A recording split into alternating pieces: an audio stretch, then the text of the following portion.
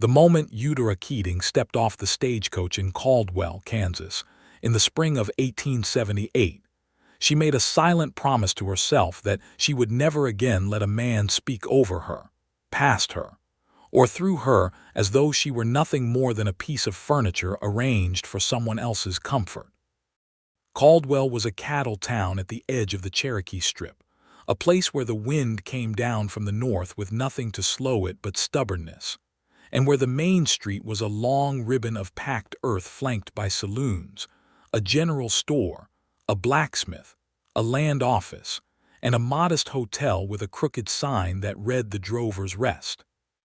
It smelled of cattle and dust, and something that might have been possibility if you were inclined toward optimism, which Eudora was not, particularly not that afternoon, with her single trunk stowed beneath the stagecoach boot and her 2 carpetbags sitting in the mud, because the driver had simply dropped them there without ceremony.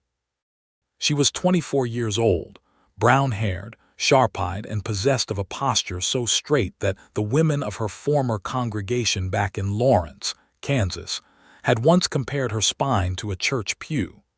She was not a delicate woman in the way that word was usually meant in 1878.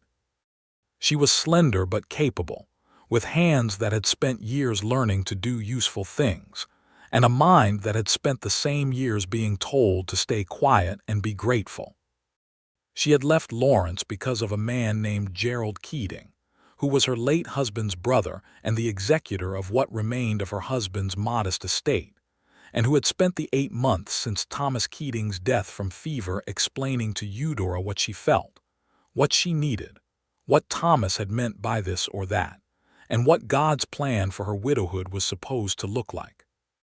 Gerald had spoken at length, and with great authority, and without pause, on virtually every subject that concerned her life, and Eudora had listened with increasing tightness in her chest until one morning in March she had packed everything she owned into 1 trunk and 2 carpetbags and purchased a stagecoach ticket to Caldwell without telling anyone.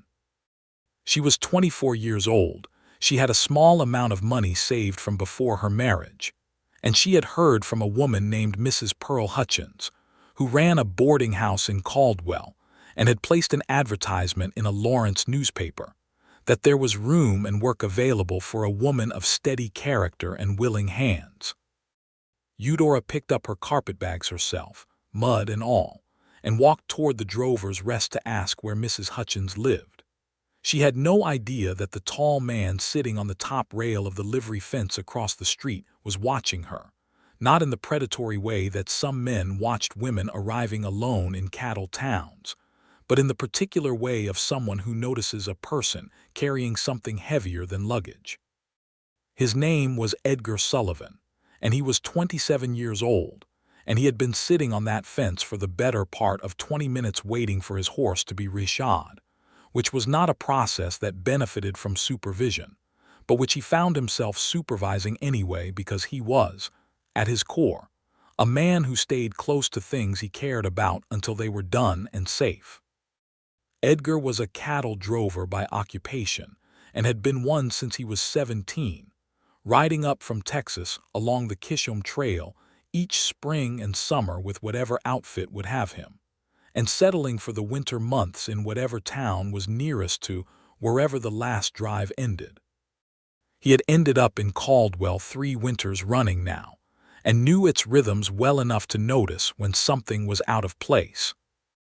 A woman arriving alone on a stagecoach with 1 trunk and 2 carpetbags, setting her jaw against the mud and the staring, and walking straight toward the hotel like she had been walking into difficult rooms her whole life, was not exactly out of place in Caldwell, but she was out of the ordinary, and Edgar Sullivan had a habit of paying attention to the things that were out of the ordinary. He did not follow her. He did not call across the street.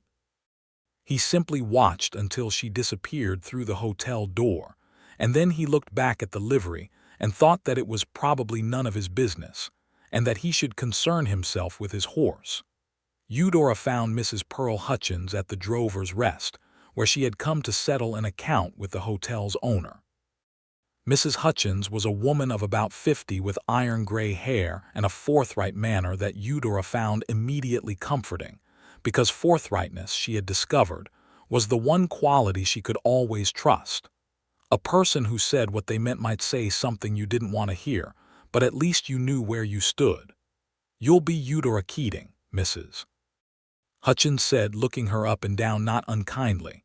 "You look like someone who's had a hard road." "The road was fine," Eudora said.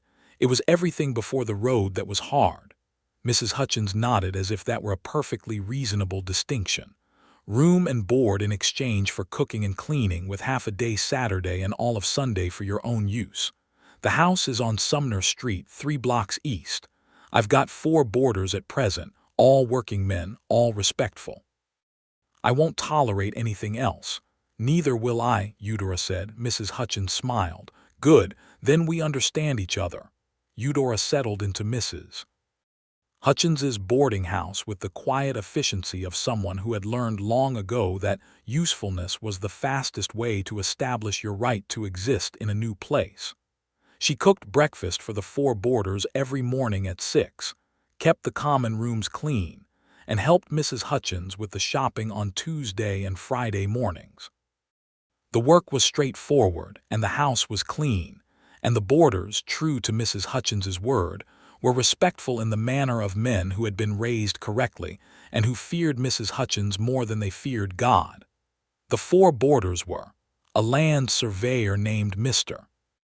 Calloway, who had a persistent cough and a habit of reading at the table, a former soldier named Mr. Briggs, who was quiet and ate everything put in front of him, a young man of about 20 named Pete Larkin, who worked at the general store and seemed to be in a permanent state of mild embarrassment about his own existence, and Edgar Sullivan. Eudora did not know, the first morning she set a plate of biscuits and salt pork in front of him, that Edgar was the man from the livery fence. She simply knew that he was the quiet one, that he said thank you when she set his plate down and thank you again when she refilled his coffee, and that he was the only one of the 4 who bothered to carry his own dishes to the kitchen when he was finished. "You don't have to do that," she told him the first morning, when he appeared in the kitchen doorway with his plate and cup. "I know," he said, and set them in the wash basin and left. She stood there for a moment looking at the dishes in the basin, and could not immediately identify why that small gesture felt so significant.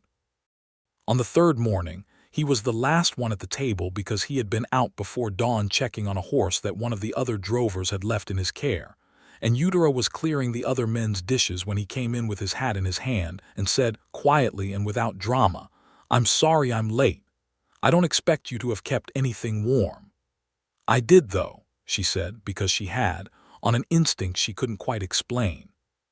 She set his plate in front of him and poured his coffee, and then, because the other men had gone and Mrs. Hutchins was upstairs, she sat down across from him with her own cup of coffee and just breathed for a moment. He ate and she drank her coffee, and neither of them said anything for a long few minutes, and it was the most comfortable silence Eudora had experienced in longer than she could remember. Silence with Thomas had always been uneasy, and silence with Gerald had been impossible because Gerald could not sustain it. But this silence in Mrs. Hutchins's dining room, with the morning light coming in at the east windows and a man eating his biscuits without apparent need to fill the air with words, felt like a room where she could breathe. "You're a drover?" she asked when she felt like speaking. "Yes, ma'am," he said. "When does the next drive start?" "End of April, 6 weeks yet." "And you stay here in the winters?" "Last few winters, yes. Caldwell's a fair town. Mrs. Hutchins keeps a good house." He paused, turning his coffee cup in his hands. "You're new." "I am," she said. He looked at her, not in the assessing way, not in the way that was measuring her worth or her situation, but in the way of someone who was simply acknowledging that she was there, and that her presence was a thing he had noticed and found worthy of acknowledgement. It was such a small thing, that look, and it nearly undid her completely. "Welcome to Caldwell," he said, and went back to his biscuits. She thought about that look for the rest of the day and the next day, and decided it was nothing, and then thought about it again. The weeks of April were a particular kind of alive in Caldwell, because the cattle season was coming and the drovers were restless with anticipation, and the town itself seemed to tighten and quicken as if it were breathing in before a long run. Edgar was among those preparing for the drive, and he was often out from before breakfast, returning in the evenings dusty and tired, and Eudora noticed that she saved something warm for him on those evenings without anyone having asked her to. Mrs. Hutchins noticed this too, because Mrs. Hutchins noticed everything, and she said nothing about it except to tell Eudora one afternoon while they were shelling peas on the back porch that Edgar Sullivan had been boarding with her for 3 winters now and was, in her considered estimation, the most trustworthy man she had ever taken on. "What makes a man trustworthy?" Eudora asked. "He does what he says he'll do, and he doesn't say things he doesn't mean, and he listens more than he talks," Mrs. Hutchins said. "In my experience, those 3 things together are rarer than gold in a riverbed." Eudora shelled a pot of peas and thought about that. It was a Thursday evening in mid-April when Eudora and Edgar first had a real conversation, the kind that is less an exchange of information and more a mutual discovery that another person's interior world might be worth exploring. She had gone out to sit on the front porch after supper because the evening was warm, and the sky was doing something extraordinary above the flat Kansas plain, going through stages of orange and rose and deep purple with an authority that demanded witness. She was sitting in the cane chair with a cup of tea cooling in her hands when Edgar came up the porch steps and stopped at the top, looking at the sky. "Mind if I sit?" he asked. "It's not my porch," she said. "I know," he said, "but I'm asking you, not the porch." She looked at him then, and he looked back with that same quality of simple attention that had struck her at the breakfast table, and she said, "Please do." He sat in the other chair, the one with the wobble in its left leg that he had noticed and corrected with a folded piece of leather 3 days prior, and they sat together watching the sky finish its performance. "Where are you from?" he asked after a while. "Lawrence," she said. "Before that, Ohio." "Long way from Ohio." "Yes." "Do you miss it?" She considered the question honestly, which was a thing she was not always given the opportunity to do. "I miss what I thought Ohio was going to be," she said. "I don't much miss what it actually was." He nodded slowly, turning his hat in his hands. "I'm from Missouri," he said. "Near Joplin. I don't miss it." "Why not?" "Left when I was 17. By the time I was old enough to choose to stay, I'd already chosen to go, and it seemed like the going was working better." She smiled a little. "Is that the drover's philosophy, that the going is better than the staying?" "I used to think so," he said. "I'm less certain now." She turned to look at him. The last light was going copper and dim across his face, and he was looking out at the street where a pair of cowboys on horseback were riding slowly south, and he had the look of a man who was thinking about something honestly and not in a hurry to dress it up for her benefit. "What changed?" she asked. He thought about it. "I think what changes is that after enough years of going, you start to notice what you're always leaving behind, and you start to wonder if there's a version of things where you don't leave it." Eudora set her cooling cup of tea down on the porch rail. The sky had gone dark enough now that the first stars were appearing, faint and tentative, over the flat horizon. "Mr. Sullivan," she said. "Edgar," he said. "Edgar," she said. "What do you want from your life?" He looked at her, and she could feel the weight of his attention in the darkness, the quality of it that had nothing hungry in it, only genuine interest, only the desire to hear what she actually said. "I want a place that's mine," he said. "I've been riding other men's cattle over other men's land for 10 years. I'd like a piece of land I can stand on and know it goes to me. A house on it. Animals. Something that stays when I come back to it." He paused. "I'd like it to not be quiet in the way that empty places are quiet." She understood that distinction immediately and completely. "What do you want?" he asked, and his voice was easy and unhurried, and there was in it no performance of politeness, no social lubrication, only the real question of a man who actually wanted to know the answer. And because the question was real, and because the darkness gave her something to hide behind, and because she was, at her core, a woman who had spent too many years answering questions that were not really questions, she said the true thing. Someone who listens. The words fell into the warm Kansas air and stayed there. She felt a flicker of embarrassment immediately after because it was such a plain thing to say, such an exposed thing, not an ambition or a destination but a simple human need stated without ornament. Edgar Sullivan said nothing for a long moment.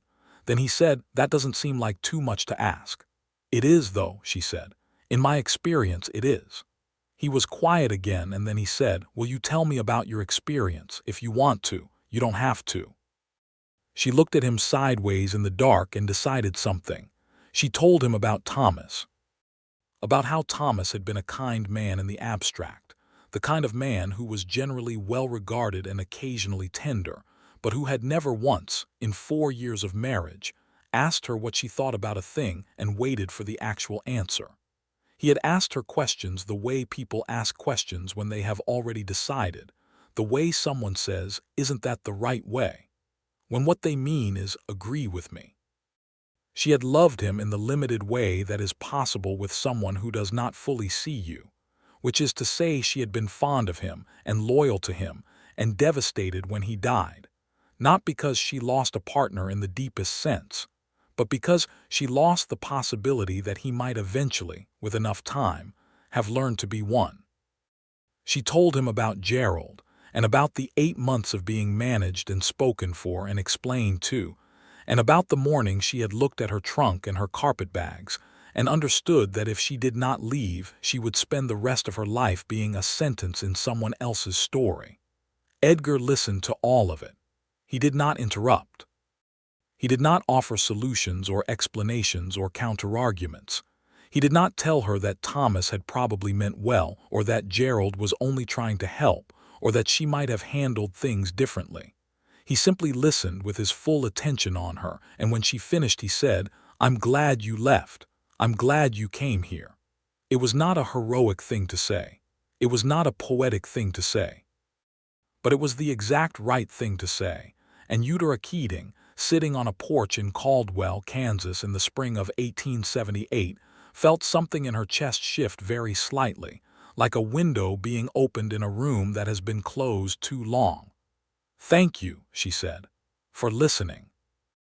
"I wasn't doing anything else," he said, and it was said so simply and so honestly that she almost laughed.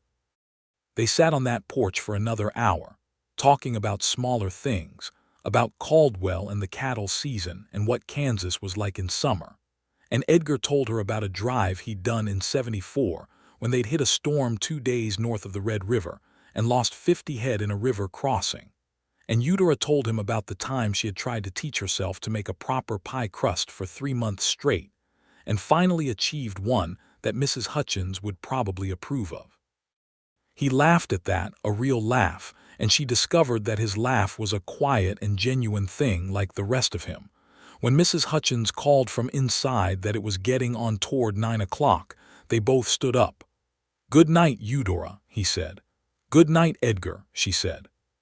She lay in her narrow bed in her room at the top of the boarding house and listened to the sound of Caldwell settling into night, the distant music from the saloons, the occasional movement of horses on the street, the wind off the plain, and she thought that she had not spoken so honestly with another person in years, and that it had felt like setting down something very heavy. The next morning at breakfast, he set his own dishes in the kitchen as usual, and when he thanked her for the coffee his eyes held the memory of the night before in them, not elaborately, not with any display, just a quiet acknowledgement that they had shared something real, and that he had not forgotten it. She had not realized until right then how much of what she had needed was simply to be remembered correctly. The weeks before the drive became a kind of courtship that neither of them named as such, because to name it too early would have been to put a cage around something that was still learning its own shape. They fell into the rhythm of the evening porch without discussion, simply appearing there after supper when the evening allowed it, sitting in the cane chairs with whatever they had to drink and talking in the easy way of people who have discovered that the other person's mind is a place they like to visit. Edgar told her about the trail, about what it was actually like to move a herd of longhorns 2,000 miles from Texas to Kansas, about the tedium and the danger and the strange beauty of the plains at night when you were riding night watch, and the cattle were settled, and the sky was so full of stars it seemed like an excess, like the universe was showing off. He told her about the men he had ridden with, good ones and bad ones, and the many who were somewhere in between, complicated in the way that people are when they have hard lives and limited choices. Eudora told him about her girlhood in Ohio, about her father who had been a school teacher, and who was the first person to tell her that her mind was a thing worth having, and about how she had believed him until the world spent the subsequent years suggesting otherwise. She told him about how she had wanted to teach before she had married Thomas, and about how that want had been quietly set aside and never directly discussed. "Do you still want to?" Edgar asked. "I don't know if there's a path to it from here," she said. "There might be," he said. "Caldwell's growing. They've been talking about building a proper schoolhouse." She looked at him. "How do you know that?" "I listen," he said with the smallest suggestion of a smile. She felt warmth move through her and looked away at the street, not entirely trusting her face. 2 evenings before the drive was to leave, they were sitting on the porch in the blue hour of early evening when Pete Larkin came racing up the street on his way from the general store with some news about a dispute between two of the cattle outfits that had come to a heated confrontation near the stockyards, and the whole town seemed to ripple with it, men moving toward the sound, voices raised. Edgar stood up. "You're going?" Eudora asked. "Not to fight," he said. "The outfit I'm riding with has got men involved. I need to make sure they don't do anything that gets them thrown in the jail 2 days before a drive." He put his hat on. "I'll be back." "You don't owe me an explanation of where you're going," she said. He paused with his hat halfway on. "I know, but I wanted you to know anyway." He looked at her steadily. "I'll be back." She watched him walk down the street into the gathering trouble, and the thing she noticed precisely and clearly was that she believed him. Not in the cautious, conditional way she had learned to believe people, the way that keeps half a mind available for disappointment, but in the full, simple way. She believed him because everything he had ever said to her had been true, and she did not think he had any interest in changing that. He was back within the hour. The confrontation had been a matter of wounded pride between two trail bosses, and Edgar had apparently talked them both down with the calm persistence of a man who is not interested in drama, but is very interested in outcomes. He came back up the porch steps and sat down and said, "Everyone's fine." "What did you say to them?" she asked. "I mostly let them talk until they ran out of steam," he said. "And then I pointed out that neither of them could afford to miss a drive over a handshake that went wrong." "You listened to them until they were finished," she said. "It's usually the fastest way," he said. She looked at him for a long moment in the porch dark, at the angular, honest face under the hat brim, at the hands loose in his lap, at the quality of stillness that he carried with him the way other men carried their weapons, and she thought, "I do not want him to go on this drive." She did not say it. It was not her place to say it, not yet, not by any reasonable measure of where they were. But she felt it with a completeness that surprised her, and she sat with it quietly, the way she had learned to sit with true things. "Eudora," he said. "Yes." "When I come back from this drive," he said slowly, as if he were thinking through the words as he found them, "I'd like to take you to supper. Not at Mrs. Hutchins's table, somewhere else. The hotel dining room if you'd be willing." The evening was very quiet around them. A horse moved somewhere down the street. The wind came off the plain and stirred the porch boards. "I'd be willing," she said. He nodded as if a matter of some importance had been settled to his satisfaction. "Good night, Eudora," he said. "Good night, Edgar," she said. "Come back safe." "I intend to," he said, and went inside.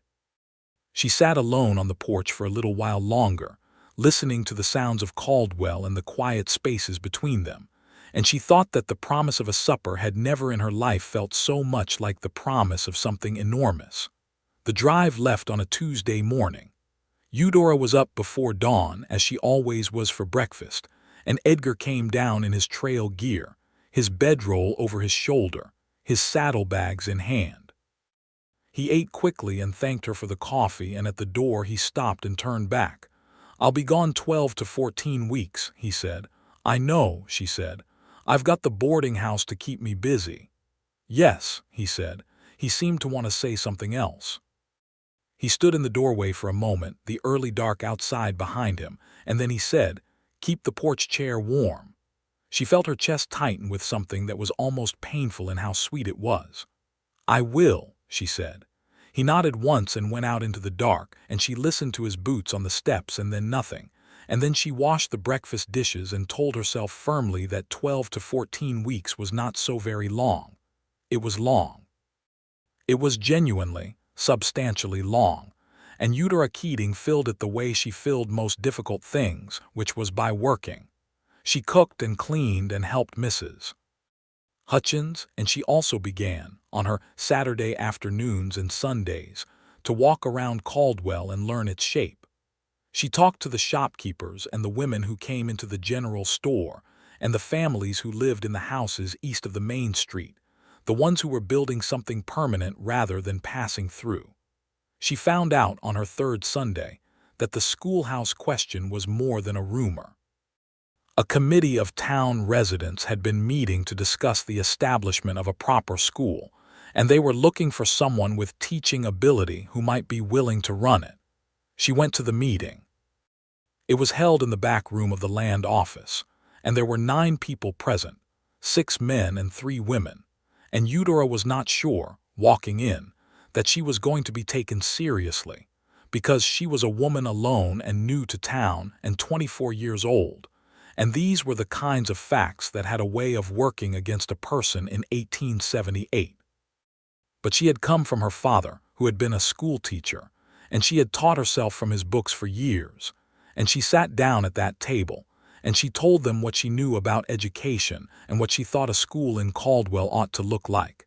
And she spoke plainly and with authority, and the chairman of the committee, a rancher named Mr. Aldous Webb, who had 3 daughters and a genuine concern for their futures, listened to everything she said and then asked her a series of intelligent questions to which she gave a series of intelligent answers.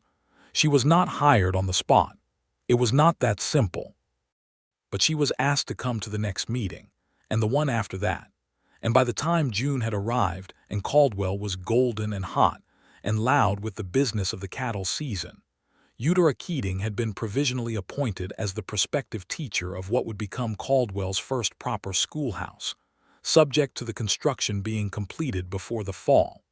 She wrote nothing to Edgar about this because she had no way to write to him on the trail, and anyway she wanted to tell him in person. She wanted to see his face. She had thought about what his face would look like when she told him, quite a number of times, in the quiet evenings on the porch with the empty chair beside her.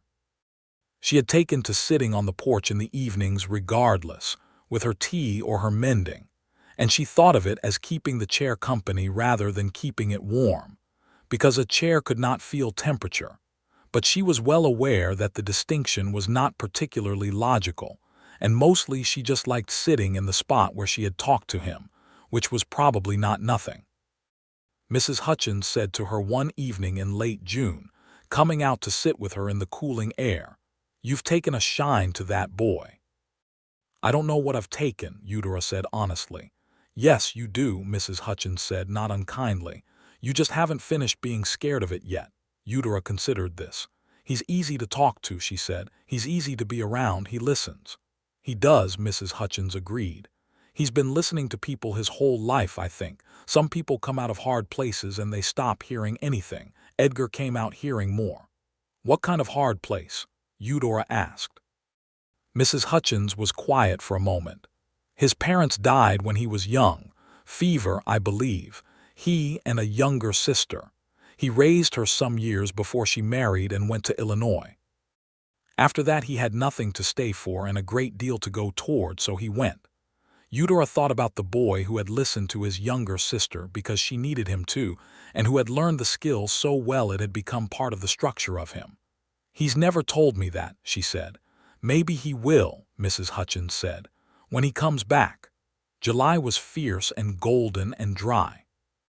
The cattle town was alive in ways that both thrilled and wearied Eudora, the noise of it, the commerce, the constant movement of men and horses and cattle through and past the town.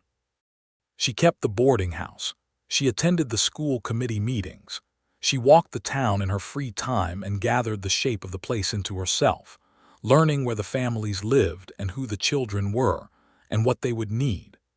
It was at the general store on a Friday in late July that she had her first encounter with the particular kind of difficulty that awaited a woman trying to establish professional authority in a cattle town in 1878. The man was named Hargrove, and he owned a significant piece of land to the north of town, and he was on the school committee, and he had apparently decided, over the course of the previous meeting at which Eudora had proposed a specific curriculum and a specific approach to mixed-age instruction, that her ideas were too ambitious, and that she herself was too young and too independent to be trusted with the formation of Caldwell's youth.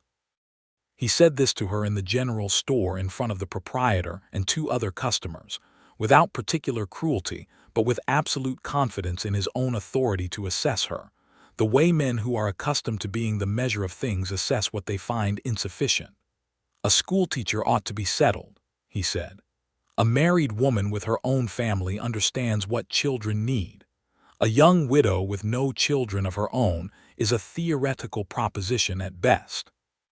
Eudora felt the old familiar tightening in her chest, the one that had lived there for years, the one that meant someone was speaking over her, and she was expected to accept it. She looked at Hargrove steadily.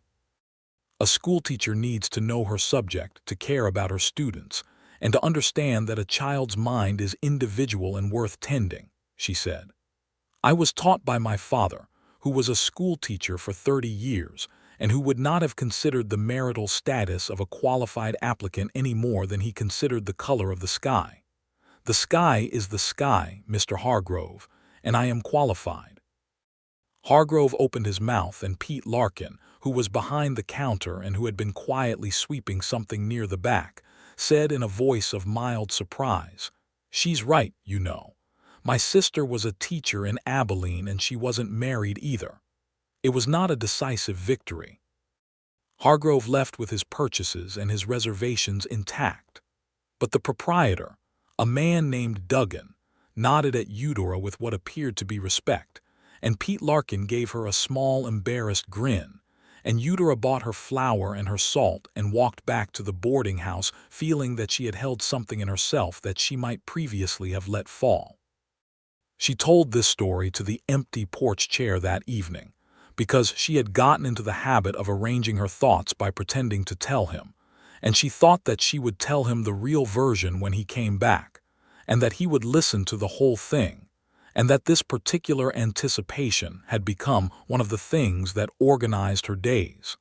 He came back on a Wednesday in August. She heard the drive coming before she saw it, the low, distant thunder of hooves on the plain, the voices of the drovers carrying on the wind, the kind of sound that changes the pitch of a town's attention. Caldwell braced for the arrival the way it always did, the saloons brightening, the stockyards filling with movement, the main street filling with anticipation. Eudora was hanging laundry on the line in the side yard of the boarding house when she heard the particular cadence of the approaching drive shift into the sounds of cattle being directed into the stockyards, and she stood with a sheet half pinned in her hands and felt her heart do something undignified and immediate. She finished hanging the laundry. She went inside and washed her hands and face and straightened her hair and thought about whether she was being ridiculous, and decided it did not particularly matter, and went back to the kitchen to start supper. He came through the door at just past 6 in the evening, trail dusty and tired in the particular way of a man who has been working hard for many weeks and has finally stopped. He was thinner across the face, and there was more sun in his skin, and he carried himself with the slight looseness of exhaustion, but his eyes, when he looked at her from the kitchen doorway where he had stopped to knock the dust from his hat, were exactly as she remembered them. Clear and direct, and at that moment very warm. "I came back," he said. You did, she said. She turned back to the pot she was stirring because otherwise she was going to be embarrassing about it. The chair, he said. It's there, she said. The porch still got all 4 legs. He made a sound that was the quiet version of his laugh. I'll clean up, he said. And then, if you've got a minute, I'd like to hear about the last 3 months. She kept her eyes on the pot. I've got several minutes, she said. I have things to tell you. He went to clean up. She finished supper. They ate with the other boarders, who gave Edgar a warm welcome back, and there was more noise at the table that evening than there had been since he left, and Eudora found it entirely pleasant. After supper, as the light went copper outside, they went to the porch. She told him everything. The school committee and Aldous Webb and the provisional appointment, and what she planned for the curriculum, and the argument with Hargrove at the general store, and what she had said, and what Pete Larkin had done with his broom and his mild observation. Edgar listened to all of it without interrupting, and when she finished he looked at her with an expression she had not seen before, a particular quality of pride that was not possessive or patronizing, but was instead the pride of someone who sees a thing they admire doing what they always expected it could do. What Hargrove said was wrong, he said. Yes. And you told him so. I did. Good, he said, with a finality that closed the subject to the satisfaction of everyone present. Then she said, now you tell me about the drive. He told her about the drive. He told her about the Red River crossing and the nights on the Oklahoma plains, and a drover named Caldwell who had a talent for finding water in places that appeared to have none, and about the particular loneliness of the last 100 miles, when everyone on the drive knows they're almost done, and the cattle seem to know it too and become more difficult, as if the proximity of the end makes them restless. He told her about the nights when he'd lie under a Kansas sky full of stars and think about Caldwell and what was waiting in it. She looked at him. What was waiting in it? He met her eyes. You were, he said simply. The words sat in the warm August evening between them like something that had always been there and had only now been given its correct name. Edgar, she said. I know it's fast, he said. I'm not trying to rush anything, but I told you I wanted to stop leaving things behind, and I meant it, and I'd like to be honest with you about what that means to me now. She thought about all the conversations they had not had, about all the things she had learned to not say directly, and she thought about how much effort that had cost her over her entire life, and she looked at him and said, I thought about you. Every evening, on the porch. He was quiet for a moment, and the quality of his quiet was not uncertainty, but the taking in of something that mattered. That supper I promised, he said. I'd like that to be soon. Tomorrow, she said. He smiled, and it was the fullest smile she had seen from him, the one that changed the whole of his face and made him look younger and more open, and she thought that she had probably been falling toward this particular outcome since the first morning he had carried his dishes to the kitchen. Tomorrow, he agreed. They had supper at the Drover's Rest dining room the following evening, which was as formal as Caldwell got in 1878, which meant tablecloths and a man who had been designated to take orders, and a menu that offered beef in 4 preparations and 2 kinds of pie.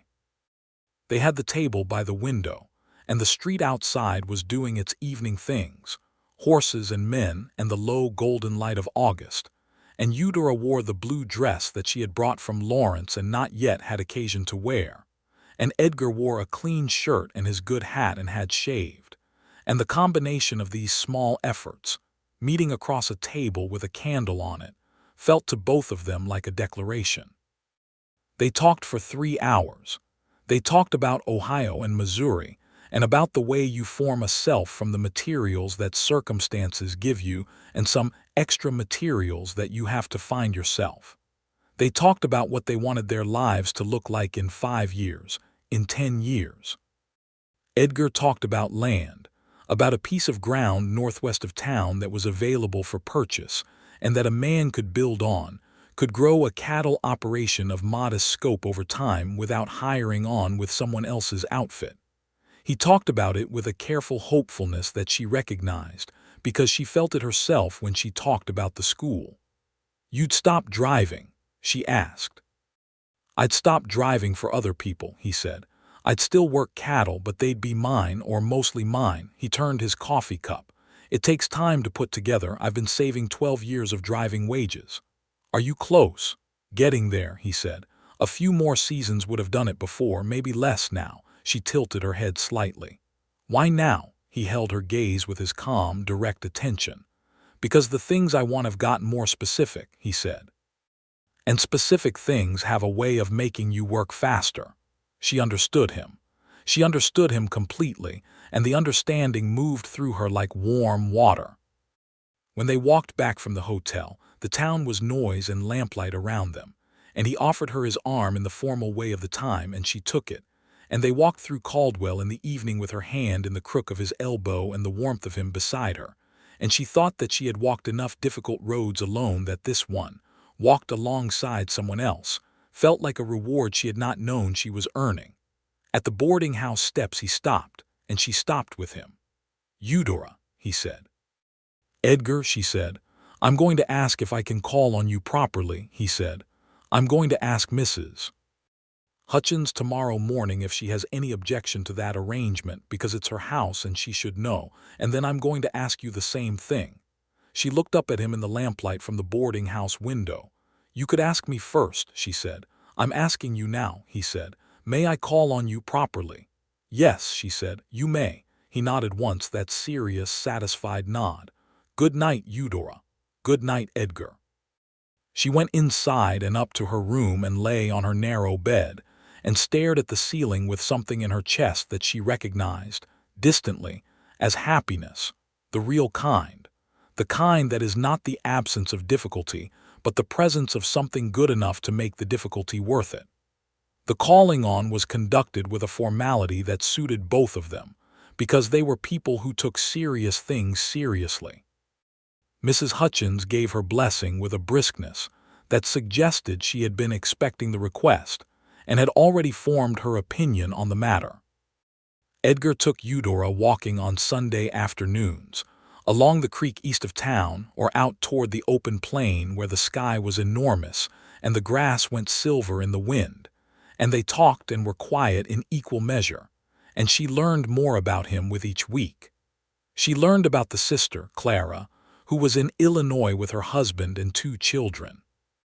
She learned that he had a steady, undemonstrative quality of emotion, that he felt things deeply but did not display them except in the quality of his attention and care, that when something mattered to him, it showed in his actions rather than his words, though his words, when he used them, were always honest.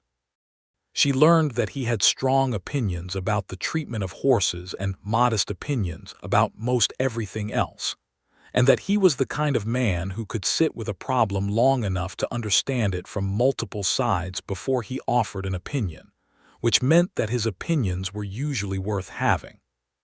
She also learned, in a conversation that happened in September during a walk along the creek when the cottonwoods were going yellow and the water was low and clear, about the injustice that sat beneath the surface of the cattle trade and the land business in that part of Kansas. The Cherokee Strip that bordered Caldwell to the south was land that had been granted to the Cherokee Nation by treaty and was being increasingly encroached upon by cattle operations who found it convenient to ignore the legal boundaries during drives. Edgar spoke about this with the particular discomfort of a man who has benefited from a system he did not choose and cannot entirely extricate himself from. "I've driven cattle across that land," he said. "Most outfits do. The Cherokee have protested it for years. The government treats those protests the way it treats most things the Cherokee say, which is to say it hears and ignores."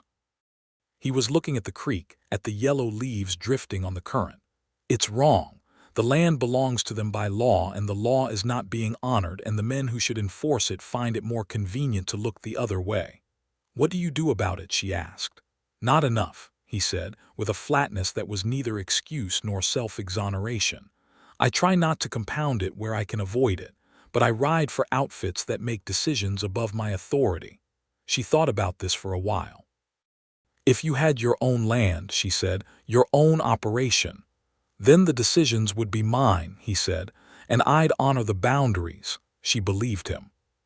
She believed him because she had spent months now listening to him the way he listened to everything, with full attention and genuine interest, and she had not yet found a place in him where his words and his actions did not match.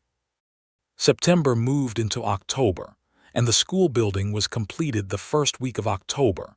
A neat frame building on the east edge of town with 4 windows and 22 desks, and a wood stove in the corner, and a blackboard that Eudora spent an entire Saturday afternoon writing her name on, in various scripts, for the pure pleasure of it. The school was to open in November, and she had already conducted interviews of a kind with the families who would send children, learning their names, their ages, their starting points. She also had another confrontation with Hargrove, this time at the school committee's final meeting before the opening. He had a new objection, which was that a woman teacher could not maintain discipline in a mixed classroom, and that they ought to seek a male teacher for the older boys. Eudora listened to this with complete attention, and then said, precisely and clearly, that discipline was a function of respect, and that respect was earned through consistency and fairness and genuine interest in students' development, not through the physical intimidation that Mr. Hargrove might be imagining as the only alternative, and that she had every confidence in her ability to establish the former. Aldous Webb supported her. The motion failed. Edgar was waiting on the porch when she came back from that meeting, and she told him the whole thing on the way through the door, and he listened as he always listened, and then he said, "He'll come around. Once he sees the school working, he'll come around. And if he doesn't," she asked, "then he'll be wrong and the school will still work," Edgar said. She loved him. She had known it for some weeks in the way you know something that is too large to look at directly, approaching it in your peripheral vision, letting it occupy the space beside you rather than confronting it head-on. But on the porch that October evening, with the leaves blowing off the trees along the street and the sky going gray with the first real cold of the season, she looked at it directly and found it exactly as large as she had suspected, and exactly as solid, and not frightening in the way she had once thought love might be frightening. It was not frightening because it was built on the right foundation. It was built on being known. She had told this man the truth about herself in every conversation they had ever had, and he had listened to all of it and come back for more, and she had done the same for him, and what they had built between them was real in the way that only honest things are real. She told him on a Sunday afternoon in late October, on one of their walks, when the creek was reflecting the cold blue of the sky, and the cottonwoods were bare, and the plain stretched out in its immense brown and gold beauty. "Edgar," she said, and she stopped walking, and he stopped beside her because she had and looked at her. "Eudora, I love you," she said. "I want you to know that. Not as a social obligation or because you've been kind to me, though you have been, but because you are the first person who has ever made me feel that the truth of me is worth listening to, and that is not a small thing, and I think you should know it." He was very still for a moment. The creek moved beside them and the wind moved through the bare branches, and the sky was enormous and blue and cold above the plains. "I love you," he said, and his voice had that quality of complete sincerity that was his most fundamental characteristic, the one that had struck her at the breakfast table on the third morning and had never changed. "I have loved you since sometime in May, I think, when you told me about wanting to teach and you had a look on your face like you were remembering something you'd put away a long time ago and you weren't sure you were allowed to have it back." She felt her eyes sting and she looked at the creek and blinked it away. "You remembered that." "I remember everything you tell me," he said. "That's not difficult. Everything you tell me is worth remembering." She looked at him again, at his honest, weathered face in the October cold, and she thought, "This is the person. This is the person I have been wanting without the word for it my entire life. What are we going to do about it?" Asked because she was a practical woman and practical women like to know the shape of things. "I'd like to marry you," he said, "if you'd have me, Not soon if soon isn't right for you. I know you've been married before and that was not what it should have been, and I would not rush you past anything you're not ready to go past." He held her gaze steadily. "But that's what I want when the time is right if you want it too." "I want it too," she said, "and the time is right." He reached out and took her hand. His hand was large and rough and warm, and he held hers with a careful strength that was exactly like the rest of him. "Then let's make it right," he said.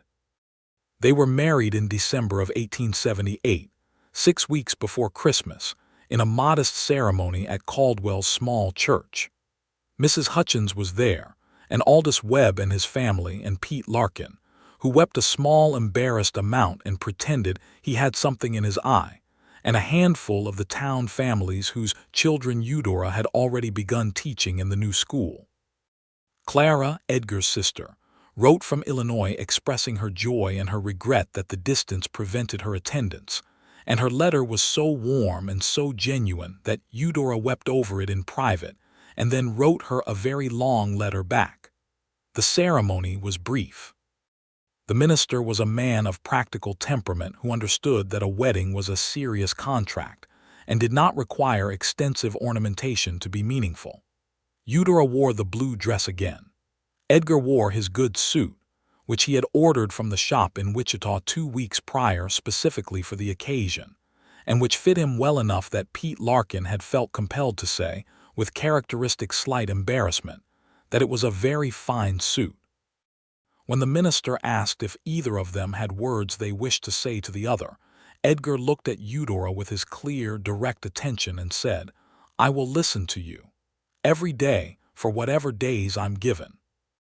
I will listen to everything you say and everything you don't say and everything you need me to hear. That's my promise to you." Eudora felt the full weight of that promise and knew that he meant it with every particular of his being. "I believe you," she said, "and I promise to keep telling you the truth. That's all I need," he said. They moved into a rented house on the east side of Caldwell, 2 streets from the school, which was a modest arrangement of 4 rooms that they furnished gradually over the winter, with the particular pleasure of 2 people learning each other's domestic habits in real time. Edgar had few strong opinions about furnishings but very strong opinions about the state of a kitchen, which he liked to keep orderly, and Eudora had strong opinions about bookshelves, of which there were not nearly enough in any house she had ever lived in. They remedied both issues. Edgar built shelves. Eudora organized a kitchen system that Edgar found satisfactory. They negotiated the distribution of household tasks with the good-natured practicality of people who consider each other's labor equally valuable, which in 1878 was less common than it should have been, but was entirely consistent with Edgar Sullivan's character. The school opened on a Monday morning in November to 17 children, ranging in age from 6 to 14. Eudora stood at the front of the room in the morning light that came through the east windows, with the smell of new wood and chalk dust around her, and looked at 17 faces looking back at her, and felt a particular fullness in herself that she thought might be what her father had felt in front of his classroom all those years. The particular satisfaction of being exactly where your abilities are needed and exactly where your heart is. She taught them reading and writing and arithmetic and geography and a little history, and she did it with the complete attention she had always wished to have directed at herself, seeing each child individually, learning how each mind worked differently and what each one needed that was different from what the others needed. Hargrove's children were in that classroom, 2 of them, a boy of 12 and a girl of 9, and within 3 weeks both of them were making progress that their father could not ignore, and by Christmas, Hargrove, to his credit, had revised his position on the teacher's competence enough to tell Aldous Webb that the school was turning out to be a worthwhile investment. Eudora heard about this from Aldous Webb, and thought that partial vindication from a man who had been wrong about her was better than no vindication at all. The winter was a marriage of genuine dailiness, of mornings and evenings and the middle of ordinary days, and Eudora discovered that living with Edgar Sullivan was like continuing the conversation they had begun on the porch, except that it now included the full range of domestic experience, the small frustrations and the comfortable silences, and the moments of unexpected joy that appear in the middle of an unremarkable afternoon and cannot be planned for. He asked her things. He asked her what she thought about decisions they faced together, about the land question and their finances, and what to plant in the kitchen garden, and whether the neighbor's dog had a right to dig under the fence. He asked, and then he listened completely to the actual answer, and then he told her what he thought, and they figured things out together in a way that felt so natural and so obvious that it made Eudora, at odd moments, quietly furious on behalf of all the years she had spent in arrangements that worked the other way. In February of 1879, Edgar began serious negotiations for the land northwest of town. The piece was 160 acres, with a creek running through the northern third and good grass, and an existing structure that was less a house than a suggestion of one, but which stood on a foundation that was solid. The price was achievable with what he had saved and what they had together, though it would leave them carefully positioned for the next several years. He spread the papers out on the kitchen table one evening and walked her through all of it, every figure, every consideration, every risk and every possibility, and he asked her what she thought. She looked at the papers and then at him. "I think we should do it," she said. "I think the land is good and the price is fair, and in 5 years it will be worth twice what we pay for it." "That's my thinking," he said. "Then we agree," she said. "We usually do," he said with that quiet smile. The land was purchased in March of 1879. They drove out to see it on a Sunday in the wagon Edgar had purchased the previous fall, with Mrs. Hutchins invited along because she had expressed a desire to see what all the fuss was about.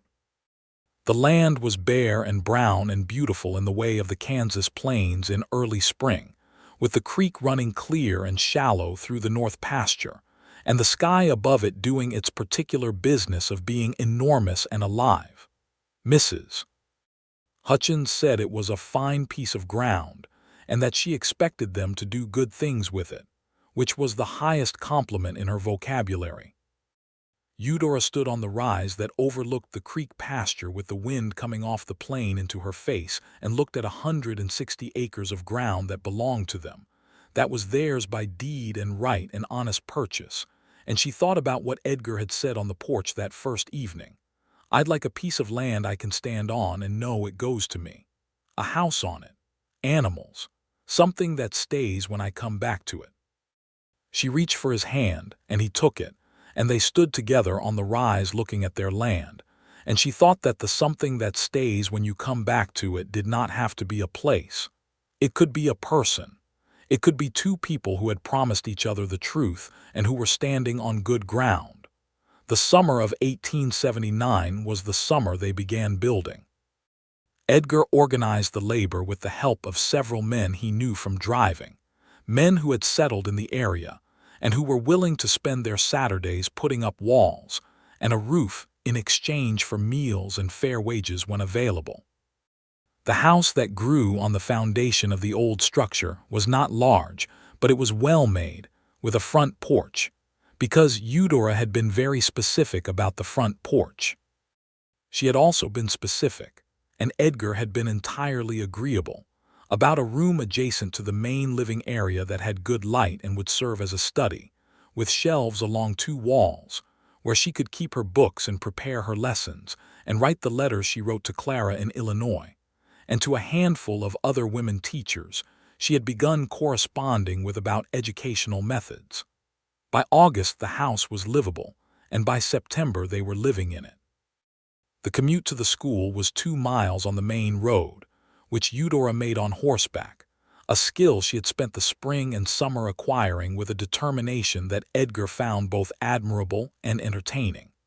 She was not a natural rider, but she was a committed one, and the mare that Edgar had selected for her, a steady bay named Ruth who had no interest in drama, suited her temperament exactly. The first morning she rode to school on her own horse, On her own land, which she crossed for the first mile before reaching the road, she felt something she had no exact word for, something that combined liberty and ownership and purpose in a single sensation. She thought her father would have understood it. She was pregnant by October. The discovery came with the particular mixture of terror and joy that these things carry, and she sat with it for 2 days before telling Edgar, not because she was afraid of his response, but because she wanted to understand her own feelings about it first. When she told him, she was in the kitchen at the end of a Tuesday when she had taught 6 hours and ridden home in the early dark and was sitting at the table with her feet aching and a cup of tea going cold in front of her. She just said it. "I'm going to have a baby. I think spring." Edgar was standing at the stove, turning something in the pan, and he turned around and looked at her, and the expression on his face was one she had never seen before, which was remarkable because she thought she had learned most of his expressions by now. It was a full and open expression, with no guard in it, the look of a man encountering something he had wanted for a long time without knowing exactly how to want it. He crossed the kitchen in 3 steps and crouched down beside her chair and took both her hands in his, and he looked at her very directly and said, "Are you all right? How are you feeling? Tell me everything." She almost laughed. She did laugh a little because only Edgar Sullivan would respond to the news of his first child by immediately asking her to tell him everything about her experience of the moment, rather than about the child. "I'm tired," she said. "I'm a little frightened. I'm more happy than frightened, I think, but the frightened is real." "It's real for me too," he said, which she had not expected and which helped enormously. "What are you frightened of?" she asked. "Getting it wrong," he said simply. "I know what it is to have parents who aren't there. I don't know what it is to be one. I'll learn, I expect, but I'll start not knowing." "We'll both start not knowing," she said. "And we'll figure it out together." "Yes," he said, "we will." He did not let go of her hands for a long time. The school committee granted Eudora continued employment through the spring with the understanding that she would arrange for someone to cover the final weeks of the school year if the baby came before it ended. She made this arrangement with a woman named Mrs. Foster, who had been a teacher in Missouri and had recently come to Caldwell with her family, and who was grateful for the few weeks of paid work. Edgar spent the winter months building up the cattle operation on their land. He had purchased 12 head in the fall and was learning the particular challenges of running his own stock rather than someone else's, which were different from what he had expected in several ways and entirely consistent with what he had expected in others. He was methodical about it, as he was methodical about most things, reading everything he could find about cattle management and asking questions of the ranchers he knew in the county, and making decisions carefully and adjusting when the decisions needed adjusting. He also, because it was winter and the evenings were long, read to Eudora. She had enough books for it, and he had developed a taste for reading on the trail, and so after supper in the evenings he would read to her, novels and history, and sometimes the newspapers that came from Wichita and Kansas City, while she did her lesson planning or her mending or simply sat by the stove and listened. She loved being read to by him because his voice had the same quality as his attention, steady and honest, without performance. She told him once, lying in the warm dark of their bedroom on a winter night with the wind outside doing its flat plains howling, "When I was very young, my father used to read to me in the evenings. I didn't know until you started how much I'd missed it." He was quiet for a moment and then he said, "I'm glad I can give you that back." She reached across the dark and found his hand and held it, and outside the wind went on with its enormous business, and inside the house was warm and full of the things they had made together, and she thought, "This is it. This is the thing that people are looking for when they say they want a life. This is it." Their son was born in late April of 1880, after a long labor that Edgar spent mostly in the room outside the bedroom, which was as far as the doctor and the midwife would allow him, listening for every sound and periodically asking the midwife through the door if everything was proceeding normally. until the midwife, a formidable woman named Mrs. Garrity, said through the door with some sharpness that everything was proceeding as it proceeded, and that his hovering was not accelerating the process, and would he please sit down. He sat down. He stayed sitting down until Mrs. Garrity opened the door and told him to come in. The baby was red and small and appeared to regard the world with considerable skepticism, which Edgar thought was probably a reasonable response to arriving in it. Eudora was exhausted and luminous, propped against the pillows, and she held the baby with the careful concentration of someone learning a new and irreplaceable skill.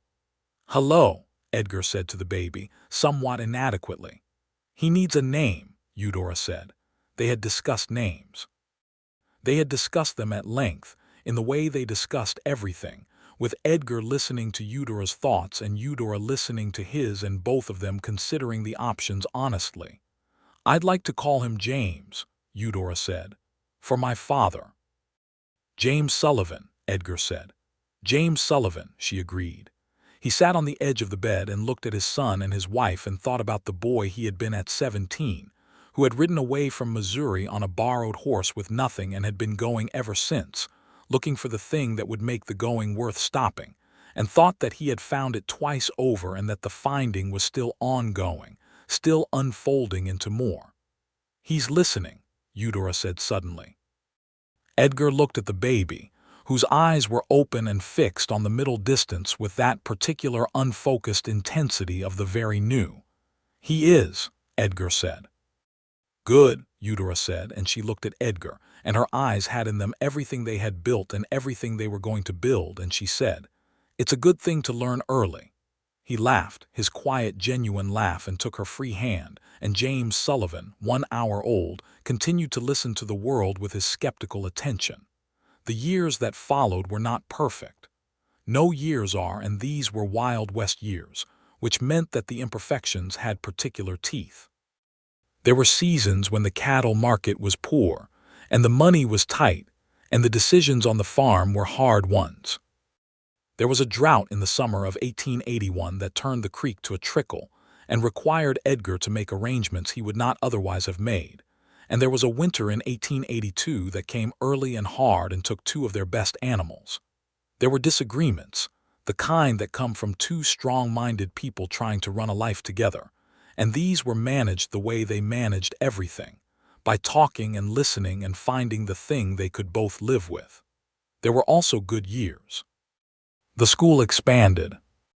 By 1882, Eudora had 31 students, and the school committee, now including Aldous Webb as chairman and Minus Hargrove, who had moved his family to Wichita, approved the hiring of a second teacher for the younger grades.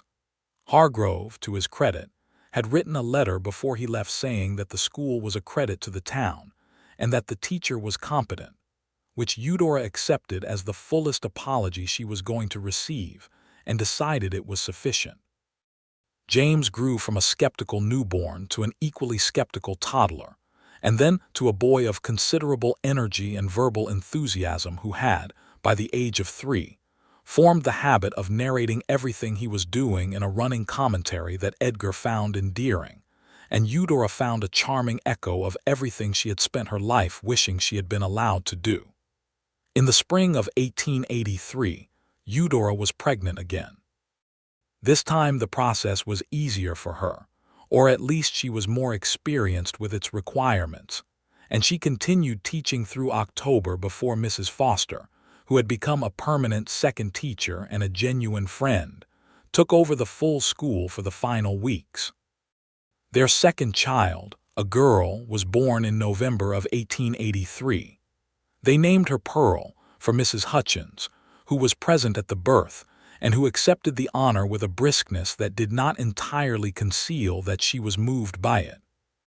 Mrs. Hutchins had been a constant in their lives through all the years, a Sunday supper presence, a source of practical wisdom and occasional sharp comment, and Eudora loved her with the particular warmth reserved for people who see you clearly and choose to be on your side. Pearl was different from James in almost every particular. Where James had arrived regarding the world with skepticism, Pearl arrived regarding it with interest, And where James talked constantly, Pearl was a watcher, with Edgar's quality of stillness and her mother's sharpness of observation. She also had Eudora's brown hair and Edgar's eyes, and the general impression of being a person who was going to be formidable and was already practicing. Edgar with his children was the same as Edgar with everything else, present and attentive and genuinely interested. He listened to James's running commentary on the world with the same quality of attention he brought to any conversation, which meant that James Sullivan grew up believing absolutely that what he said was worth hearing, and as a result, developed the confidence of someone who has always been listened to, which Eudora thought was the greatest gift his father gave him. He did the same for Pearl, crouching down to her level when she was small and asking her what she was looking at, and listening to whatever she pointed to or said or expressed, so that Pearl also grew up with the clear conviction that her observations had value, and her watchfulness became something she offered rather than something she hid. Eudora watched this and thought about what had been different for her, and was glad that it was different for them. In 1884, Edgar's sister Clara came at last from Illinois, with her husband Edmund and their children, 2 daughters and a new baby boy, traveling by train to Wichita and then by wagon to Caldwell. It was the first time Eudora met her, and the meeting was one of those occasions when you feel immediately that the world has arranged something correctly, because Clara Sullivan, now Mrs. Edmund Marsh, was a woman who had the same fundamental quality as her brother, the quality of genuine attention, and she and Eudora recognized each other immediately as kindred in the way that some people do. They spent 3 weeks together in the summer heat, the 2 families overflowing the farmhouse on the Sullivan property, and there was a particular evening that Eudora thought of for years afterward. It was after supper. The children were in various stages of sleep and near sleep, and Eudora and Clara were sitting on the front porch that Edgar had built exactly as Eudora had specified, with the wide boards and the 2 rocking chairs and the view of the creek pasture going gold in the evening light, and Clara said, "He was always like this. When we were small, after our parents died, there was no one to listen to either of us, so he listened to me. Every evening he asked me what had happened in my day, and he sat there until I was done." Eudora looked at the view and felt something very large move through her. "He learned it as a way to take care of you," she said. "I think so," Clara said. "I think he didn't know he was learning it. He just did it because I needed it." She paused, and then it became who he was. Eudora thought about a boy of 12 or 13 in Missouri, having lost his parents, sitting down across from his little sister every evening and asking her what had happened in her day. She thought about the patience and the love in that act, and the years of it, and the man it had made. "I'm glad you had each other," she said. "I'm glad he has you," Clara said. "He wrote to me about you before he ever told you how he felt.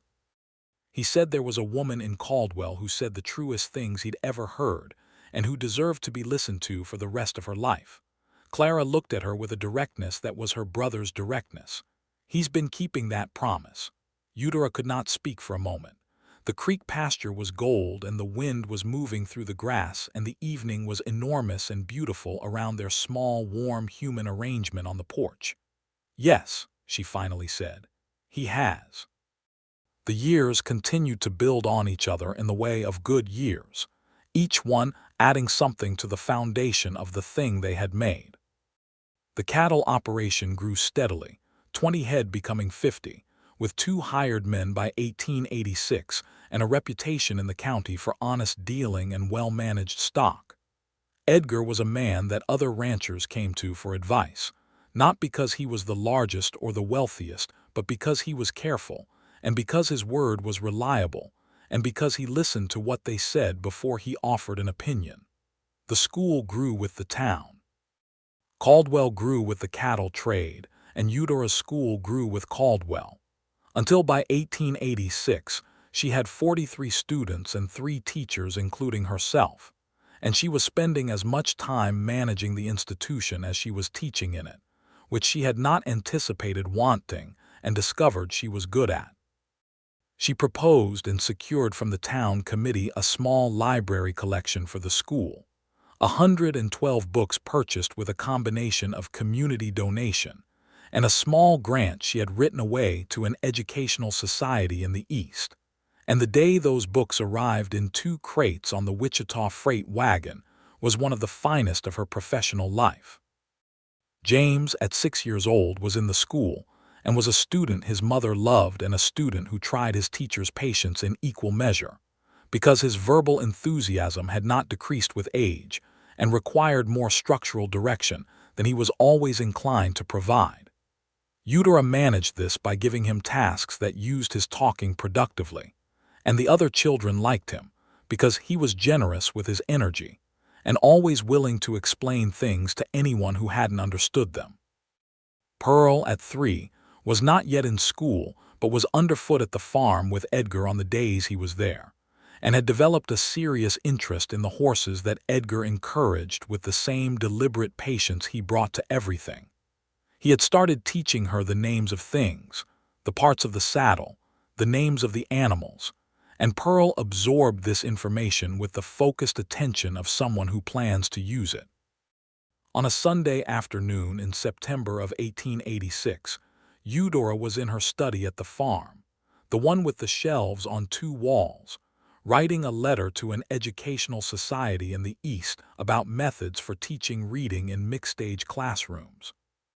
It was one of her professional writings, not her first, and she had taken to contributing them with increasing regularity to the periodicals that reached the schoolteachers of Kansas. There was something deeply satisfying to her about putting her considered thoughts on education into writing and sending them out into the world, about being part of a larger conversation about how to teach children well. Edgar knocked at the study door, which he always did, even after 8 years of marriage, because it was her room and he respected that. "Come in," she said. He came in with 2 cups of coffee and set one at the edge of her desk, away from her papers, and sat down in the chair across from the desk that she had positioned there specifically for the purpose of conversations like this one. She looked up from her writing. He was watching her with that expression she knew so well by now, the one of simple, genuine interest, the one that said, "I am here and I am paying attention to you." "What?" she said, because the expression suggested he had something on his mind. "Nothing in particular," he said. "I just wanted to sit here for a while." She looked at him steadily. "Edgar Sullivan, after 8 years I know when you're thinking about something." He smiled. "I was thinking about the land," he said, "about what it's going to be in another 20 years. I was thinking about James taking it over someday if he wants to, or not if he doesn't want to. I was thinking about Pearl and whatever she's going to become, which I expect will be considerable." He turned his coffee cup. "I was thinking that I came to Caldwell 8 years ago thinking I wanted land and animals and a house, and I got those things and they're good. But what I actually got was more than I knew to ask for." She looked at her husband in the afternoon light of her study in the house on their land, with their son at school across town and their daughter outside with the horses, and she thought about the porch in the spring of 1878 and the question he had asked her and the answer she had given and the promise she had not known he was making at the time. "You've never stopped," she said. "No," he said simply. "Listening," she said. "You've never stopped." "I never will," he said. "You know that." She did know it. She knew it in the specific and particular way that you know the things that have proven themselves true year after year, through the full range of daily circumstances that test them. She knew it the way she knew the land outside the window, because she had walked every acre of it. "I know," she said. She reached across the desk and he took her hand, his large, rough, warm hand, and held it with the same careful strength she had felt for the first time on a creek path in October of 1878. And outside the window their land was gold and brown in the September light, and the horses moved in the pasture, and somewhere Pearl's small voice was asking something important about a horse's name. They listened. In the years that followed, the Sullivan farm became a kind of landmark in the county, not of wealth or grandeur, but of substance. It was the kind of place that grows roots, that accumulates its own small history in the way that places do when people love them and work them honestly. Edgar planted a row of cottonwoods along the north fence line in 1887 that grew slowly but grew, and by 1890 they were tall enough to give shade in summer and to turn gold in fall in the particular extravagant way of cottonwoods, so that on October mornings the farm had a beauty that did not require any exaggeration. Eudora School had, by 1890, graduated its first class of students who had been in it from the beginning, children who had been 6 and 7 years old when she first stood in that room of new wood and chalk dust, and who were now 13 and 14, and moving toward whatever the next thing was. She marked this occasion with a ceremony that she invented, because there was no established tradition for it, in which each student stood up and said one thing they had learned and one thing they still wanted to know, and the parents sat in the school room on a Friday afternoon in May and listened. Edgar was there, sitting in the row with Aldous Webb and several other fathers, and James was in the ceremony, and Edgar listened to every single child who stood up and said their thing, with the same quality of attention he gave to every conversation, so that when James stood up and said, with characteristic enthusiasm, that he had learned that mathematics was a language and that he still wanted to know how to speak Spanish, Edgar was right there with his full attention on his son, and James Sullivan. At 13, felt exactly as he always had, heard. Pearl started school in 1889 and was, as both her parents expected, a formidable student.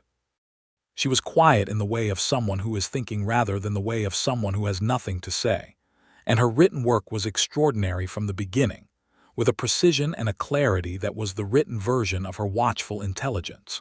Her teacher, Mrs. Foster, who by this point had been teaching beside Eudora for 7 years and was a close friend, told Eudora privately that Pearl Sullivan was the most naturally gifted writer of the child's age she had seen in her 20 years of teaching. Eudora received this information with the particular combination of pride and deliberate restraint of a mother, who knows that gushing will embarrass a child who values composure. She told Edgar that evening, and Edgar received it with quiet pleasure, and then at supper he said to Pearl with complete casualness, "Mrs. Foster tells your mother you're a good writer." Pearl looked up from her plate. "Did she say what kind of good?" "The natural kind," Edgar said. Pearl considered this with her characteristic serious attention and then said, "I want to be the learned kind. Natural means you haven't worked for it." Edgar looked at Eudora. Eudora looked at Edgar. Neither of them said anything, because there was nothing to add. Mrs. Hutchins passed away in the spring of 1891, at the age of 62, from a heart complaint that had been progressing for a year, and that Mrs. Hutchins had declined to make anyone's concern until it was too late to manage it. She died in her boarding house on Sumner Street, in her own bed, with all 4 of her current boarders in the house and Eudora sitting beside her because someone had had the sense to send for her. Eudora held her hand at the end and talked to her about the boarding house and the school and the farm and the children, and Mrs. Hutchins, who had very little energy left, listened with her eyes closed and once, near the end, squeezed Eudora's hand. Edgar was in the room when she died, standing by the window with his hat in his hands, having arrived half an hour before because someone had told him and he had come. He had not spoken much because there was nothing useful to speak, but he had been there, present and attentive, in the way of someone who understands that presence is sometimes what is needed more than words. Eudora wept in the wagon on the way home, and Edgar held the reins with one hand and held her hand with the other and did not try to make it better with words, only with his steadiness beside her, which was what she needed. She spoke at the funeral. She said that Pearl Hutchins was a woman who had done enormous good in a place that required ordinary practical goodness rather than grand gesture, and that the boarding house on Sumner Street had been the beginning of her own life in Caldwell, and that she owed to Mrs. Hutchins not only a roof over her head in 1878, but the particular quality of start that had led to everything else, and that she was grateful in ways she had not always known how to say while Mrs. Hutchins was alive to hear them. After the funeral, Walking back through the Caldwell street that she had walked for 13 years and knew as well as any place she had ever known, she said to Edgar, "I should have told her more." "While she was here." "You showed her," Edgar said. "Every Sunday, every time you brought the children, she knew." "You think so?" "I know so," he said. "She told me once about 2 years ago that you were the best thing that had ever boarded in her house. She said it the way she said things, matter of fact, and she said she wanted me to know in case she forgot to tell you." Eudora stopped walking. "She said that." "She did. I think she knew I'd tell you when it was right." She looked at him, at her husband of 13 years, standing in the Caldwell street with his hat on, and his honest face turned toward her, and she thought that he had been holding that for her for 2 years, waiting for the moment when she would need it most, and the thought of it was so characteristically Edgar that she had to look away for a moment and collect herself. "Thank you," she said. "I was only remembering," he said. "The 1890s brought changes to Caldwell and to the territory around it. The cattle drives along the Kisham Trail had been declining for years as the railroads expanded, and the range began to close with the fencing of the great open plains. And by the early 90s, Caldwell's position as a cattle town was shifting toward something different, a farming community, a county seat with legitimate institutions and growing permanence. The town was planting itself, in the same way the Sullivan farm had planted itself, taking on the quality of something that meant to stay. Edgar had anticipated the shift, as he anticipated most things, by reading the changes carefully and adjusting. The cattle operation had grown and then been deliberately right-sized for the new economics of ranching, less about the long drive and more about local supply and quality stock. He had added a small herd of dairy cattle in 1889 that Pearl had taken a proprietary interest in, and that provided a steady supplemental income. He had relationships with the county commissioner's office and with several of the farming families who were taking up land in the county, relationships built on the same foundation as all his relationships, on listening and honest dealing.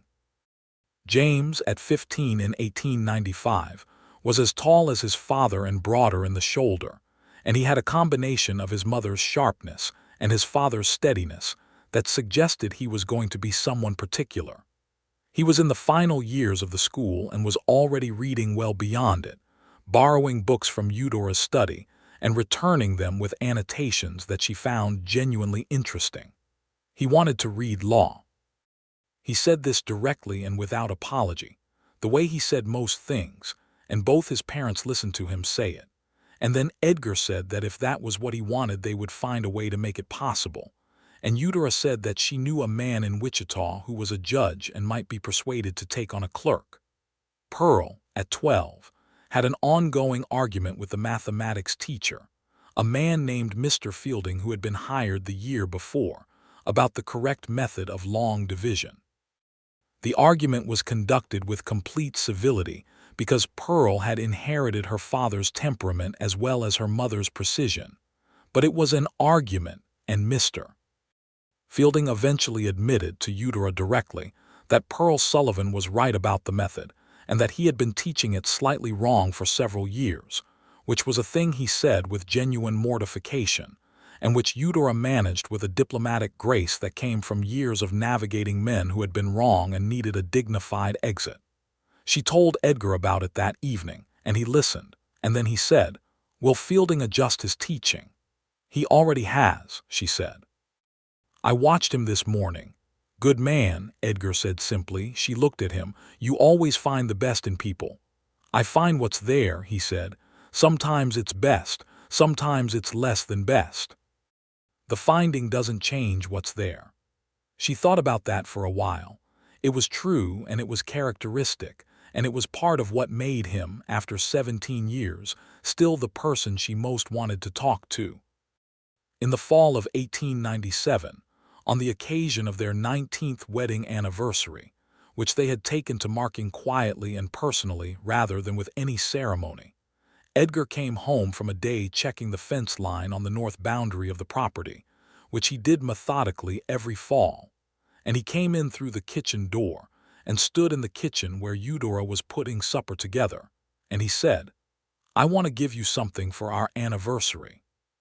She looked at him. "You say that every year, and I always tell you that nothing you can buy in Caldwell is what I want." "Not buying anything," he said, "telling you something." She set down her spoon. "Tell me then." He leaned against the kitchen doorframe, the same doorframe he had been leaning against for 17 years, and he looked at her with his clear, direct attention, the same attention that had been his most consistent gift to her from the first morning he had set his dishes in the basin, and he said, 19 years ago, I was sitting on a fence outside a livery in Caldwell watching a woman get off a stagecoach, and she picked up her own bags out of the mud without waiting for anyone to help her, and she walked into the hotel like she had been walking into difficult rooms her whole life, and I thought, there is someone carrying something heavier than luggage." Eudora was very still. "I didn't know you," he said. "I didn't know your name or where you'd come from or what you'd been through. I just saw you and I thought that, and then I went back to watching the livery because it was none of my business." He paused. "It became my business, the best business I ever took up." She had to look away for a moment. The kitchen window showed the September evening, golden and long, over the cottonwood row that had grown to its full height now, all the tall gold of them in the late light. "Edgar," she said, "I have loved listening to you for 19 years, he said. "I will love it for whatever comes after. I will never stop. That's what I wanted to say." She crossed the kitchen and she put her arms around him and he held her. There in the kitchen doorway of the house they had built together on the land they had chosen together, with their children's voices somewhere outside in the September evening. And she thought about the porch in 1878, about the question he had asked and the answer she had given, about the plain, desperate honesty of saying, "Someone who listens." She had been heard.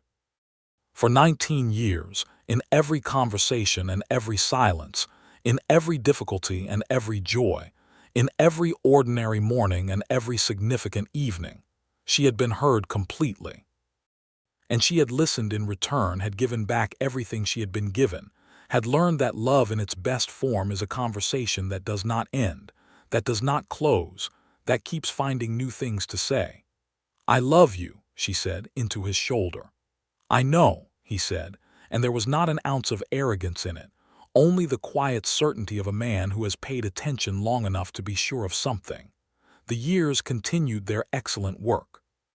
James Sullivan went to Wichita in 1898 at 18 years old to read law with the judge that Eudora had written to, a man named Harrington who took on clerks of promise, and who wrote back to say that James Sullivan, based on his mother's letter and the sample of his writing she had included, sounded like a man of promise.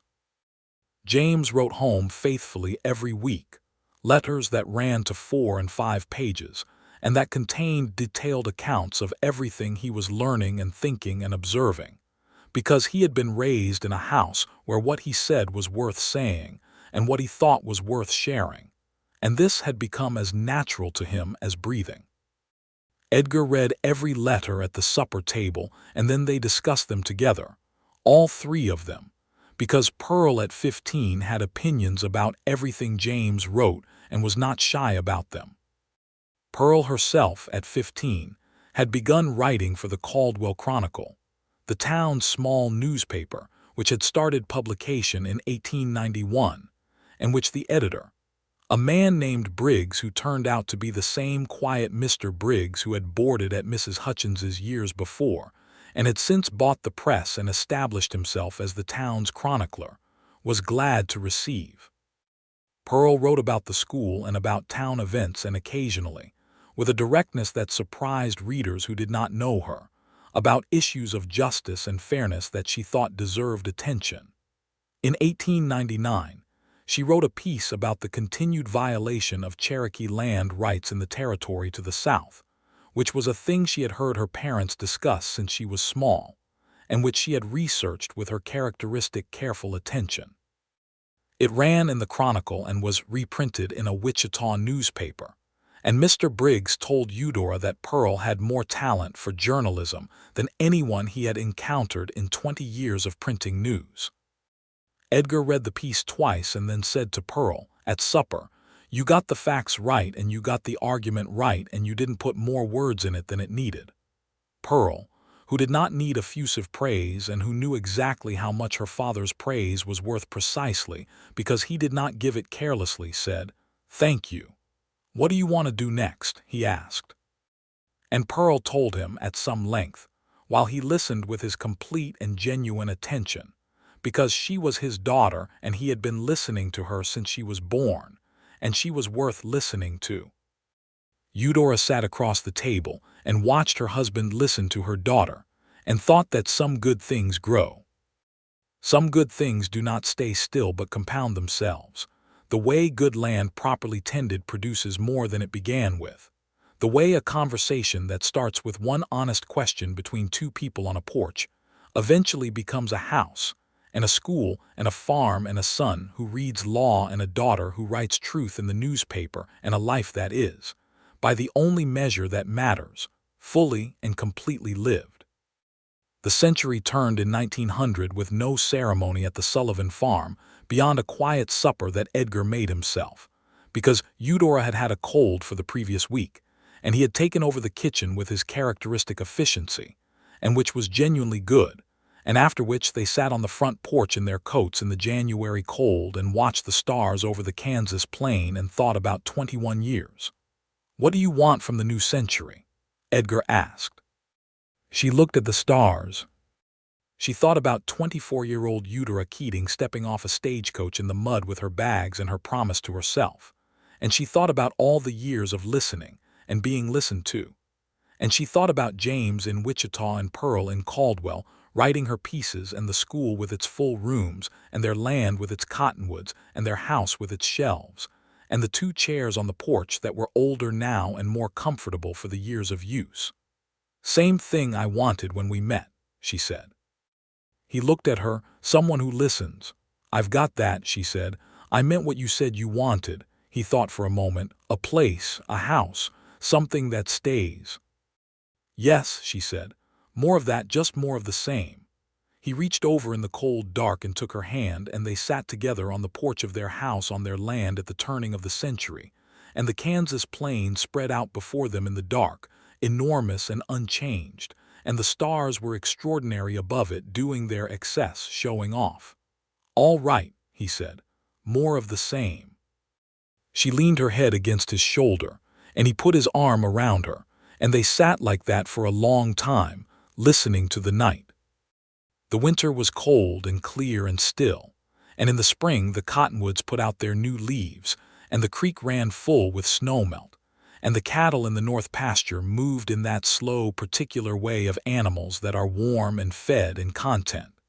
And on the first warm morning of April, Eudora opened every window in the house and let the prairie air come through. She was standing in her study at her desk, looking at the open window and the land beyond it, when Edgar appeared in the doorway, as he so often did, without drama, simply present. "Come look at the cottonwoods," he said. She set down her pen and went with him, through the house and out the front door and onto the porch, and the cottonwoods were new and impossibly green in the morning light, every leaf catching the sun, and the creek was silver beyond them, and the sky above the Kansas plain was the particular spring blue that looks as if someone has cleaned it. "Listen," he said. She listened. The wind was moving through the new cottonwood leaves with a sound that was almost a conversation, a low, continuous, beautiful rustling that carried across the whole north pasture. She listened to the cottonwoods. She listened to the creek. She listened to the world doing its enormous ancient business all around their small human life. And beside her, Edgar Sullivan stood with his hat in his hands, listening too, the way he had always listened, with his whole unhurried attention on the world and on her, and on everything between them and everything still to come. James Sullivan became a lawyer in 1902 and came home to tell them in person, riding the train to Wichita and then taking the stage to Caldwell, arriving on a Tuesday afternoon in June, and Eudora met him on the road in the wagon because she could not wait at the house. He was 22 years old and 6 feet tall, and he had his father's steadiness and his mother's sharpness, and the particular confidence of someone who has always known his voice has value. He set up a practice in Caldwell, and it grew, because he was good and because he was honest, and because he listened to his clients the way his father had always listened to everything, with genuine attention, and clients felt heard, and people who feel heard come back and send others. Pearl, by 1904, had left the Chronicle for a newspaper in Wichita, where she had been offered a position as a staff writer, which she accepted after a conversation at the supper table in which her parents listened to her thoughts about it, and then gave their honest opinions, which were that she should go, and that they would miss her, and that she should write home. She wrote home every week, shorter letters than James wrote, because Pearl's economy with words was as deliberate as everything else about her, but precise and full of what mattered. The farm continued. The school continued. Edgar and Eudora moved through the first decade of the new century with the ease of people who have made something good and know how to tend it, who have learned the rhythms of a shared life so well that they can anticipate each other without losing the pleasure of being surprised. On a Sunday evening in October of 1908, 30 years after Eudora Keating had stepped off a stagecoach in the mud of Caldwell, Kansas, and walked into a boarding house and sat down to breakfast across from a quiet man who carried his own dishes to the kitchen and said thank you twice. She was sitting on the front porch in the October dark with her husband beside her, and the cottonwoods were gold and the creek was silver in the moonlight, and the 2 grandchildren that James's wife had produced, a boy of 3 named William and a girl of 1 named Clara for Edgar's sister, were asleep in the house behind them. And Edgar Sullivan said, in the same quiet, unhurried way he said everything, "Tell me what you're thinking." She looked at the golden cottonwoods. She looked at the silver creek. She looked at the enormous Kansas sky doing its necessary business of being infinite and full of stars. She told him. She told him everything she was thinking, which was many things, 30 years of things, layered and complex and beautiful in the way that a life fully lived is beautiful. And he listened to all of it, the way he had always listened from the beginning, without interruption and without hurry, with his full warm attention on everything she said. And when she was done, the night was quiet around them, and his arm was around her shoulders, and the children were asleep inside, and their son's light was on in the house down the road, and their daughter was in Wichita writing truth in newspapers, and the land was theirs and good, and she thought, this is what I asked for. This is exactly what I asked for. Someone who listens. He never stopped.